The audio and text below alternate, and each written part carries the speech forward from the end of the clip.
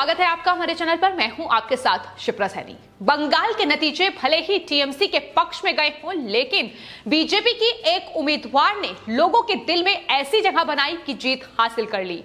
हम बात कर रहे हैं बीजेपी उम्मीदवार चंदना बावरी की।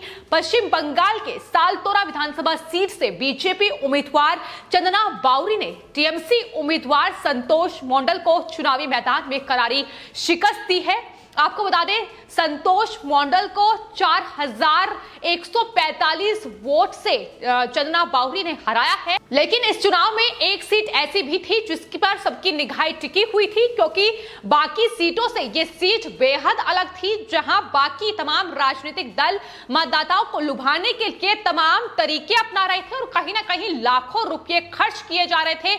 गाड़ियों में बैठकर लगातार चुनाव प्रचार किया जा रहा था। लेकिन इन तमाम प्रत्याशियों के बीच एक महिला प्रत्याशी ऐसी थी जो इस चकाचौंध से दूर लगातार चुनाव प्रचार में जुटी हुई थी। और हम बात कर रहे हैं चंदना बावरी की, जिन्होंने बीजेपी के टिकट से चुनाव लड़ा और जीता भी। ममता दीदी को कड़ी चुनौती दी। जाहिर तौर पर प्रधानमंत्री नरेंद्र मोदी ने चंदना बावरी का जिक्र किया था अपनी एक चुनावी रैली में। उन्होंने कहा था कि चंदना बावरी बंगाल की महिलाओं की आकांक्षा की तस्वीर है।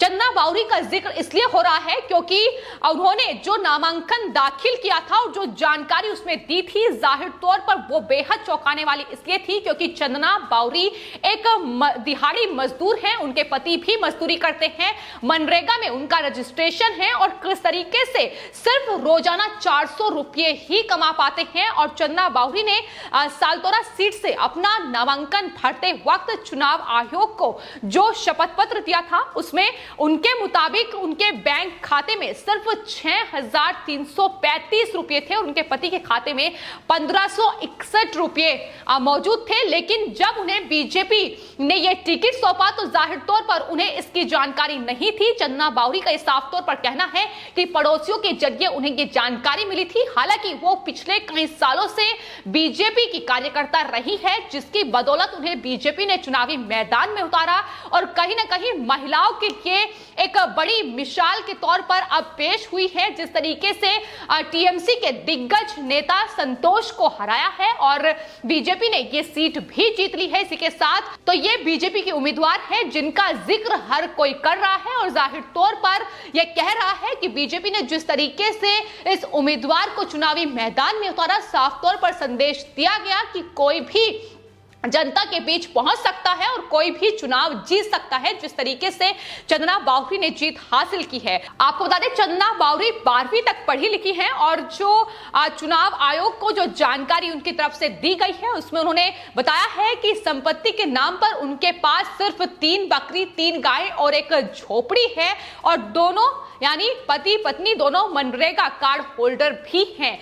तो अपने आप में जहां बड़े बड़े दिग्गज चुनावी मैदान में उतरे हुए थे, बड़े बड़े दिग्गजों की साख जो थी वो दांव पर लगी हुई थी, लेकिन इस बीच एक उम्मीदवार ऐसी भी थी जो इस पूरी चकाचौंध से दूर कहीं ना कहीं कई अहम मुद्दों को लेकर इस चुनावी मैदान में उतरी और जिस तरीके से जीत हासिल की वो अपने आप में एक मिसाल के तौर पर अब देखी जा रही है। अब भारतीय जनता पार्टी ने जिस तरीके से उन्हें टिकट दिया, सिर्फ इतना ही नहीं, इसके लेकर भारतीय जनता पार्टी की भी लगातार तारीफ करते लोग दिखाई दे रहे हैं।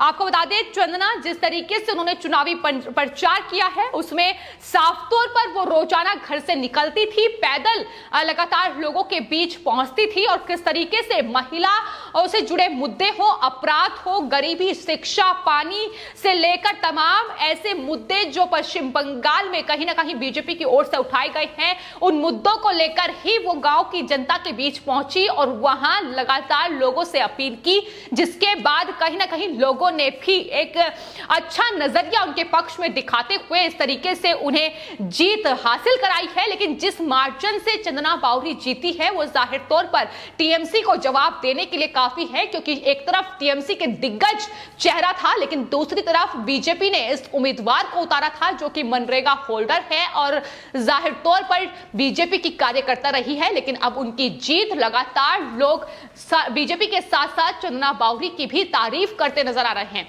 लेकिन इस पश्चिम बंगाल के चुनाव में कई तस्वीरें देखने को मिली। बेहद दिलचस्प कहीं ना कहीं ये पूरा मुकाबला रहा।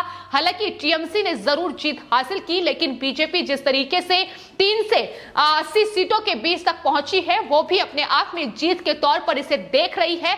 जाहिर तौर पर 3 सीटें विधानसभा चुनाव में पिछली बार 2016 में बीजेपी ने हासिल की थी, लेकिन अब पूरी जिस तरीके से ये नतीजे सामने आए हैं, उसके बाद जिसका डर था वही तस्वीरें निकलकर पश्चिम बंगाल से सामने आ रही हैं। लगातार हिंसा की खबरें अब एक बार फिर से पश्चिम बंगाल से निकलकर सामने आ रही है। हालांकि हिंसा के खिलाफ लगातार आवाज बीजेपी की ओर से उठाई गई। अपराध, भ्रष्टाचार, ये तमाम मुद्दों को लेकर बीजेपी चुनावी मैदान में उतरी, लेकिन चुनाव जीतते ही टीएमसी ने बीजेपी कार्यकर्ता, लगातार बीजेपी नेताओं को निशाना बनाना शुरू कर दिया है और बीजेपी ऑफिस के बाहर किस तरीके से आगजनी की जा रही है, उसकी तस्वीरें भी पश्चिम बंगाल से निकलकर सामने आ रही है, जो कि अपने आप में बेहद चिंताजनक तस्वीरें हैं। क्योंकि अगर शुरुआत ये है तो आखिर आने वाले 5 सालों में अंत क्या होगा, इसका अंदाजा नहीं लगाया जा सकता है। क्योंकि हिंसा लगातार पश्चिम बंगाल में देखने को मिली है। किस तरीके से तुष्टीकरण की राजनीति ममता बनर्जी करती नजर आई है और अभी भी टीएमसी के जो कार्यकर्ता हैं वो लगातार गुंडागर्दी करते दिखाई दे रहे हैं। अभी सिर्फ जीत हासिल की है, लेकिन उसके बाद सवाल यह है कि 5 साल ममता बनर्जी को राज करना है और 5 साल में पश्चिम बंगाल में हिंसा कितनी चरम पर पहुंचेगी, इसका अंदाजा नहीं लगाया जा सकता है। तो फिलहाल जिस तरीके से बीजेपी कार्यालय को अब निशाना बनाया जा रहा है, वहां से आगजनी की तस्वीरें निकलकर सामने आ रही है, उसको लेकर बीजेपी प्रवक्ता संबित पात्रा ने ट्वीट किया है। संबित ने ट्वीट करते हुए वो तस्वीरें शेयर की है और लिखा है कि पश्चिम बंगाल में टीएमसी के गुंडों द्वारा बीजेपी कार्यालय को जलाया जाना शुरू कर दिया गया है, जो कि बेहद निंदनीय है। प्रशासन कहां है, ये सवाल भी उठाया गया है। लोकतंत्र में जीत या हार जारी रहेगी, लेकिन हिंसा ये बहुत बड़ी बात नहीं है। ये पश्चिम बंगाल की मुख्यमंत्री ममता बनर्जी पर निशाना साधते हुए संबित पात्रा ने ट्वीट किया है, लोकतंत्र की हत्या बंद करो। ये साफ तौर पर ममता बनर्जी को संदेश दिया गया है।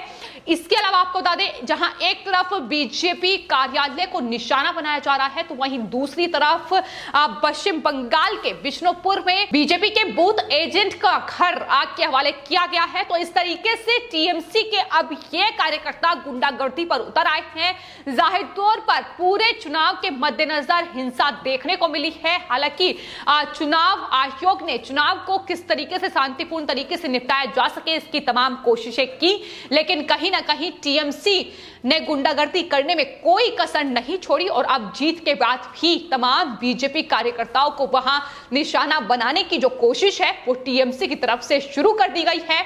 धज्जियां किस तरीके से चुनाव आयोग के नियमों की उड़ाई जा रही हैं, इसकी तस्वीरें भी किसी से छिपी नहीं है। जीत हासिल करते ही टीएमसी के कार्यकर्ता सड़कों पर उतर आए हैं। खुद टीएमसी प्रमुख ममता बनर्जी के घर के बाहर कोरोना नियमों की धज्जियां उड़ाई जा रही हैं। इलेक्शन कमीशन की जो गाइडलाइन है उसकी लगातार धज्जियां उड़ाई जा रही हैं। तो ये तस्वीरें फिलहाल पश्चिम बंगाल से देखने को मिल रही है। जाहिर तौर पर वो पुलिस प्रशासन भी बिल्कुल चुप नजर आ रहा है, जो अभी तक कहीं ना कहीं इस हिंसा का जिम्मेदार भी रहा है। एक बार फिर से ममता बनर्जी के इशारे पर यह तमाम कार्य हो रहा है, लेकिन सवाल यही बना हुआ है कि आखिर अभी से अगर इस हिंसा की शुरुआत हुई है तो आखिर आने वाले 5 सालों में किस तरीके से ममता बनर्जी के राज में पश्चिम बंगाल में इस तरीके से आगजनी देखने को मिलेगी, यह फिलहाल बड़ा सवाल बना हुआ है। लेकिन पूरे पश्चिम बंगाल के इस इलेक्शन पर प्रोफेसर राकेश सिन्हा का ट्वीट भी सामने आया है, जिसमें उन्होंने लिखा है कि दूसरों की एक आंख फोड़ने के लिए अपनी दोनों आंखें फोड़ लेना, ये कहावत हम सुनते रहे हैं। पश्चिम बंगाल में बीजेपी को रोकने के लिए सीपीआईएम, वेस्ट बंगाल और कांग्रेस ने इसे चरितार्थ कर दिया। यानी जिस तरीके से पश्चिम बंगाल में कहीं ना कहीं टीएमसी को कामयाबी दिलाने में पश्चिम बंगाल में कांग्रेस और सीपीआईएम ने भी टीएमसी का साथ दिया, वो बेहद अफसोसजनक इसलिए है क्योंकि टीएमसी तो जीत की ओर बढ़ गई, लेकिन कांग्रेस पार्टी और सीपीआईएम धराशायी हो गई। हालांकि बीजेपी ने भी कहीं ना कहीं बढ़त हासिल की है। अगर पिछले चुनावों के मद्देनजर बात की जाए तो जो बीजेपी के लिए जाहिर तौर पर एक अच्छी खबर है। फिलहाल आपके इस पूरे मामले पर क्या राय है, हमें कमेंट बॉक्स में जरूर लिखें और चैनल को सब्सक्राइब करें। धन्यवाद।